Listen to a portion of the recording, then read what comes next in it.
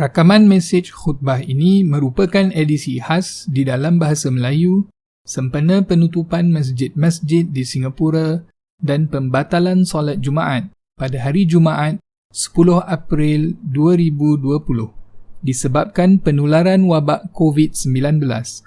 Semoga kita semua dapat meraih manfaat dari mesej khutbah yang telah disiapkan oleh Muiz ini. Amin. Assalamualaikum warahmatullahi wabarakatuh. Bismillahirrahmanirrahim. Alhamdulillahi rabbil alamin. Allahumma salli wa sallim wa barik ala sayyidina Muhammad wa ala alihi wa sahbihi ajma'in. Sidang pendengar yang dirahmati Allah, marilah kita sentiasa bertakwa kepada Allah Subhanahu wa taala dengan terus bersabar dalam melaksanakan perintah Allah dan menjauhi segala larangannya. Semoga dengan sifat kesabaran itu, kita dikurniakan hikmah dan kebaikan dari Yang Maha Esa. Amin. Sidang pendengar yang dirahmati Allah, setiap dari kita diamanahkan dengan pelbagai tanggungjawab. Dalam melaksanakan tanggungjawab ini, kita memerlukan kesabaran yang tinggi. Kesabaran yang berterusan mampu menggerakkan kita untuk melaksanakan amanah dengan baik dan sempurna. Firman Allah Subhanahu wa taala di dalam surah Ali Imran ayat ke-200. A'udzu billahi minasyaitonir rajim.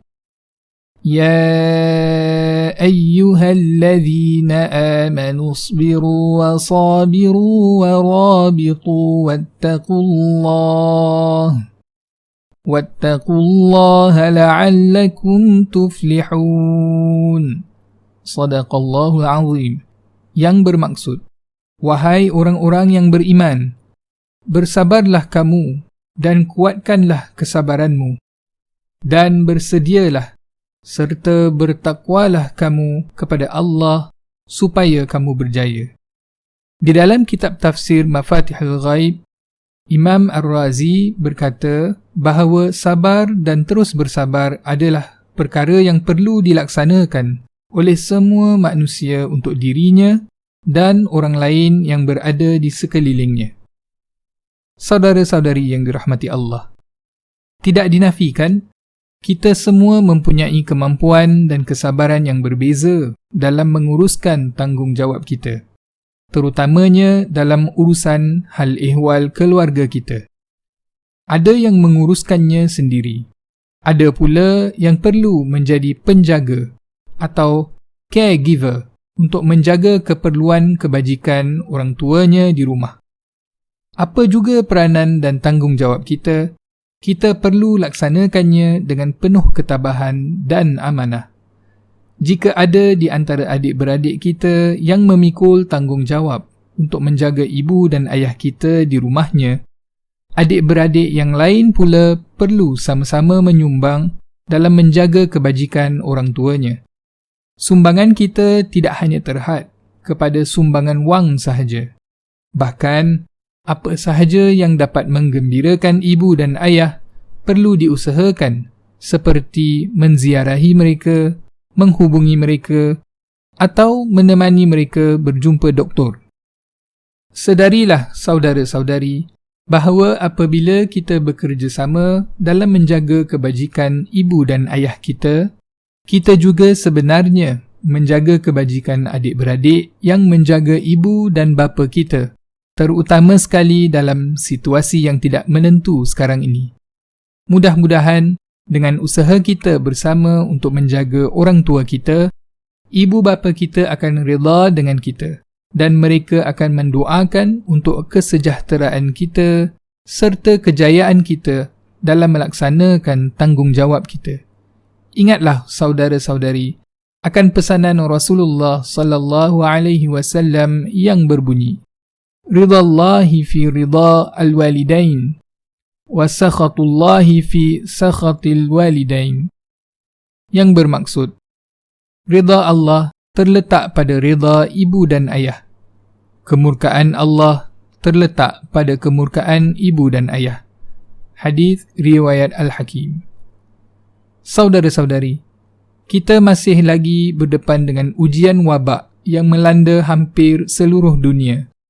Kita juga tidak ketahui bila wabak ini akan berakhir. Sebagai seorang mukmin, kita perlu terus berdoa dan bersabar dengan ujian ini. Setiap dari kita tidak terkecuali dan turut berkorban dalam menghadapi ujian ini.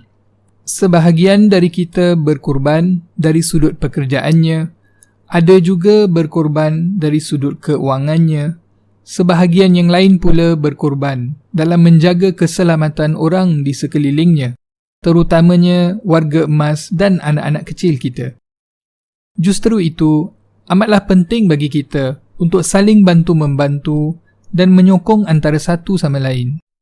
Sama-samalah kita menghargai pengorbanan para petugas barisan hadapan yang bekerja keras untuk merawat para pesakit dengan sebaiknya.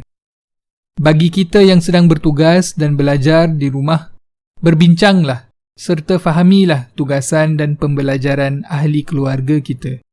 Amalkan sikap tenang dan bersabar dengan keadaan sekitar rumah kita. Setiap dari kita perlu menyesuaikan diri dengan keadaan ini agar sebarang perasaan negatif dapat dijauhi dan dihindari dengan sebaiknya. Pengorbanan kita ini bukan satu perkara yang sia-sia, saudara-saudari. Dengan kita bersabar dalam pengorbanan kita ini, pastinya terdapat kebaikan di sebaliknya dan ganjaran buat kita yang bersabar.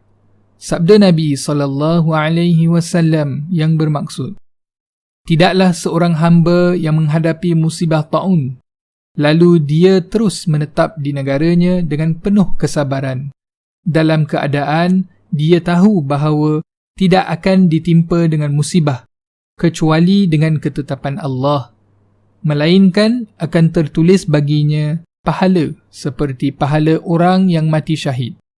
Hadis riwayat Imam Al-Bukhari. Mudah-mudahan kita dikurniakan kesabaran berkhidmat kepada ibu dan ayah kita serta ketabahan menghadapi ujian ini. Semoga Allah Subhanahu wa taala menerima segala amalan kita sepanjang bulan Sya'ban ini dan menemukan kita dengan bulan Ramadan yang mulia. Allahumma barik lana fi Sya'ban wa ballighna Ramadan. Amin ya rabbal alamin. Assalamualaikum warahmatullahi wabarakatuh.